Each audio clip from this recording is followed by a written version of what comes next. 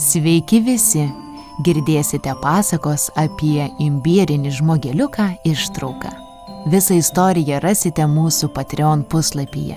Kviečiame paremti ir labai nuoširdžiai dėkojame.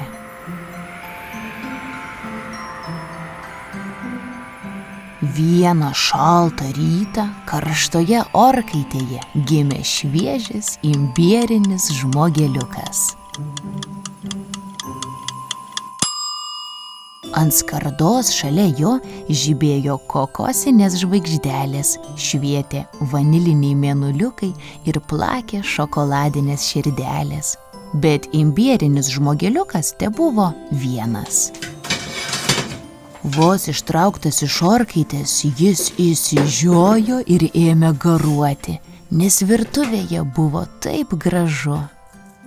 Mama šypsojosi, vaikai juokėsi, tėtis kabino lemputes, o už lango siautė tūkstančiai gražuolių snaigių. Koks gražus pasaulis, pagalvojo žmogeliukas, ir vos tai pagalvojo, jo krūtinėje ėmė plakti maža imbierinė širdelė. O tada vaikai su citrininiu cukraus glajumi nupaišė jam veidelį, sagutes, kad ta širdelė neiškristų, ir batukus, kad galėtų keliauti. Ir pavadino jie imbierinį žmogeliuką imbieriniu žmogeliuku, o jei trumpiau, tiesiog žmogeliuku. Tie vaikai, Armantė ir Radvilas, buvo sesė ir brolis, ir kitą dieną darželį jų laukė šventė, kur visi turėjo atnešti savo iškeptus sausainius. Taip žmogeliukas iškeliavo į darželį.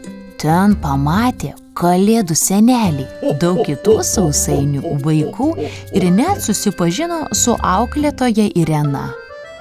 Ir Irena taip jau gavos parsinešė tą žmogeliuką namo, bet vakare padovanojo savo kaimynei Aldonai, o Aldona paliko jį ant svetainės stalo, dubenėlyje su kūčiukais, ir pati nuėjo virtuvėn ruošti mišrainių. Kaip nuėjo, taip ir negrįžo. Bent jau imbierinių sausainių pasaulyje rodėsi, kad tas mišraines Aldona ruoš amžinai.